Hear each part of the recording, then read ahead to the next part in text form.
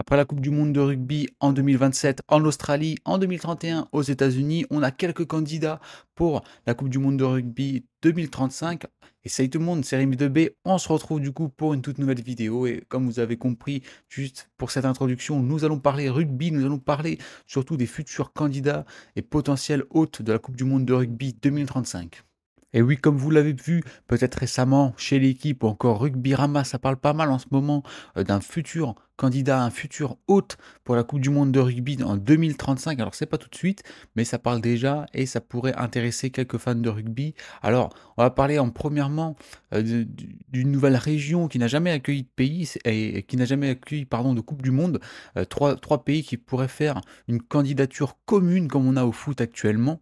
Donc on va parler de ça en premier et de deux autres pays européens qui pourraient accueillir aussi une Coupe du Monde et qui seraient intéressés. Alors on va commencer avec un peu une surprise et un sport qu'ils n'ont pas attaqué encore, c'est le rugby et c'est le Moyen-Orient. Alors on parlerait peut-être d'une candidature commune entre trois pays, donc entre l'Arabie Saoudite, le Qatar et l'Émirat Arabe Uni, une candidature commune pour préparer la Coupe du Monde 2035 de rugby selon le président de la fédération asiatique qui gère aussi le Moyen-Orient.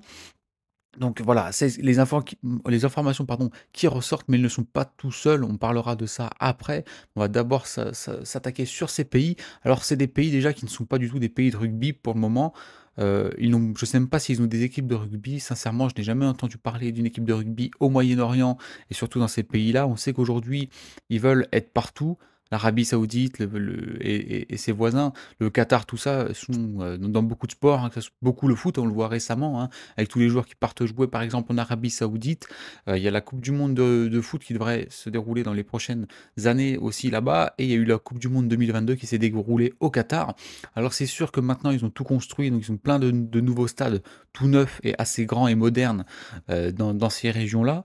Le seul problème, c'est que déjà c'est des terres lointaines de tous, de tout fan de rugby. Et c'est aussi, ça va être très très difficile et je pense que ça va être même impossible de remplir des stades de rugby au Moyen-Orient parce que vu la capacité et vu l'endroit où c'est et surtout que le Moyen-Orient s'intéresse pas du tout au rugby et donc même pas d'équipe de rugby d'ailleurs, ça va être difficile de remplir un stade. Surtout pour les locaux, ça m'étonnerait qu'ils aillent voir la Coupe du Monde de rugby, surtout que maintenant ils se sont vraiment investis et qu'ils sont vraiment en train de regarder que le foot actuellement. Donc je trouve que ça serait dommage d'aller là-bas, surtout que c'est très loin. On verra bien les conditions. Est-ce que les conditions seront remplies pour aller jouer là-bas au Moyen-Orient? On sait que les coupes du monde de rugby se font souvent en période octobre, tout ça, septembre, octobre ou même novembre. Donc on verra bien ce que ça en sera dans les prochains mois à venir. Je ne sais pas quand est-ce que, ils vont choisir. S'il y a quelqu'un qui a les informations, lorsqu'ils vont donner leur réponse pour la coupe du monde 2035, quand est-ce que le World Rugby donnera sa décision? Je ne sais pas, j'ai pas trouvé l'information, donc dites-le moi dans les commentaires. Personnellement, voilà, je suis pas très pour une coupe du monde en Moyen-Orient. On sait qu'il y en a eu une 1re qui est arrivée en Asie, donc c'était, au Japon, ça s'est très bien passé. Mais, là, en Moyen-Orient, ça va être très difficile de remplir des stades. Même financièrement, est-ce que tous les supporters de rugby vont vouloir aller là-bas et vont pouvoir aller là-bas? Et maintenant, on va passer à deux autres pays européens qui pourraient se porter candidats et qui seraient intéressés pour accueillir la Coupe du monde de rugby 2035. Et ces deux pays ne l'ont jamais accueilli, donc c'est l'Espagne et l'Italie. Alors pour moi, ça serait largement meilleur que le premier choix qu'on a eu juste avant, puisque déjà, on va commencer pardon, par l'Italie. Alors l'Italie, c'est très bien pour eux puisque déjà c'est une nation de rugby qui a vraiment évolué depuis ces dernières décennies tout de même, même si voilà, il manque des trophées. Est-ce qu'ils gagneront des trophées un jour? Je ne sais pas, mais aujourd'hui ils sont quand même un peu meilleurs qu'avant et ils font partie quand même maintenant des nations majeures du rugby mondial. Donc voilà, on le voit bien maintenant au tournoi des nations, ils se sont un peu améliorés ces dernières années et ils ont surtout pas mal de bons joueurs et de jeunes joueurs qui sortent du lot et qui pourront faire leur place évidemment dans les prochaines années à venir au sein de la sélection italienne.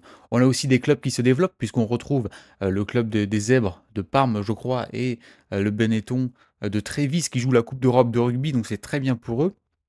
Donc ça permet, on voit en tout cas que le rugby italien va mieux, on voit que le rugby italien se développe et progresse, et ça c'est très bien pour un pays de football évidemment. Donc voilà, ça se fait une petite place dans le pays. Je pense que la popularité du rugby, si on fait une Coupe du Monde de là-bas, en Italie, la popularité va exploser, je pense. Donc ça pourrait être très bien, pour le rugby italien de se développer encore plus. Après c'est une coupe du monde, ça serait dans 10 ans, donc à voir. Je pense que dans 10 ans l'Italie, au rugby va évoluer énormément puisque je trouve que le rugby évolue beaucoup en ce moment et de plus en plus vite. Donc je pense que l'Italie a une bonne carte à jouer d'ici 2035 s'ils organisent la coupe du monde. Donc voilà. Après on peut voir aussi comme la Géorgie qui se développe pas mal, hein, et qui fait partie maintenant aussi des grosses nations majeures, hein, ces dernières années puisqu'ils ont vraiment de très, très bons joueurs et je pense que pour l'avenir ça s'annonce radieux, en tout cas pour ces équipes-là. On passera maintenant, du côté de l'Espagne. Alors l'Espagne, une plus petite nation de rugby, que les précédents que je viens de citer comme l'Italie ou la Géorgie, mais c'est une nation et c'est une terre de rugby qui se développe. Par exemple, ils vont participer à la prochaine coupe du monde de rugby en 2027. C'était une première depuis très longtemps. Je crois qu'en 2023, ils n'avaient pas pu participer parce qu'il y avait des problèmes, je crois au niveau des papiers ou judiciaires, je crois qu'ils ont été disqualifiés. Mais c'est très bien pour eux. On retrouve aussi pas mal de joueurs espagnols maintenant, que ce soit en Pro D2 ou en Top 14. On en retrouve plutôt pas mal aussi, du côté du BO. On en retrouve à Toulouse avec Mercler par exemple. Donc ça prouve, que l'Espagne se développe. Je pense que cette qualification à la Coupe du Monde 2027 va pouvoir peut-être leur faire du bien, peut-être aussi financièrement, puisque quand on n'est pas dans des grands des grands championnats comme ça, est-ce que financièrement c'est facile ou pas? Je ne pense pas. Donc voilà. Après, ce qui est bien avec l'Espagne pour accueillir une coupe du monde, c'est qu'actuellement, comme vous le voyez au foot, ils ont tous leurs stades, des très, très grands stades, tous modernes et ils sont tous en train d'être faits. On a le Camp Nou, donc le nouveau stade du Barça qui est en train d'être construit et qui va se finir, il va accueillir 106 000 places, donc un des plus grands stades du monde, ça va être énorme. On a encore le Bernabeu, du Real de Madrid ou celui de l'Atlético Madrid qui sont très grands et qui sont tout neufs. Donc c'est très important d'avoir des structures comme ça pour accueillir des événements comme, comme celui-ci, pardon.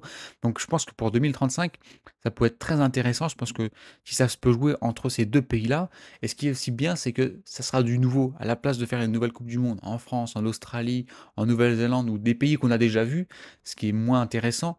Donc ça serait très intéressant de voir des nouveaux hôtes de rugby.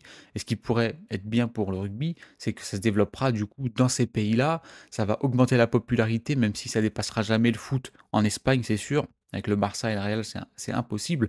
Mais ça pourra permettre au rugby de se développer comme au Japon, qui se développe à très grande vitesse, et notamment même leur championnat qui accueille de très grandes stars de l'hémisphère sud notamment. Donc je pense que ça pourrait être pas mal.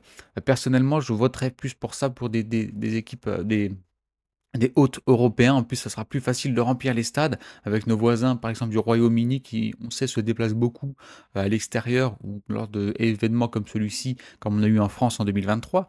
Et voilà, ça pourra vraiment donner un coup de pouce au rugby en Europe. On a d'autres nations aussi qui sortent du lot, avec récemment le Portugal et la Belgique qui commencent à avoir un très bon niveau et qui commencent à voilà, relever la tête et qui pourraient être de potentiels prétendants à la qualification à ces Coupes du Monde-là dans les années à venir.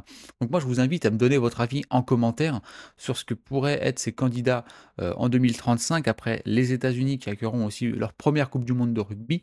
Donc c'est très bien, je trouve, ça fait de la nouveauté et c'est bien voilà, d'aller voir un peu ailleurs, mais il faut que ça reste aussi raisonnable. Parce que moi, le Moyen-Orient, par exemple, ça ne m'intéresse pas trop.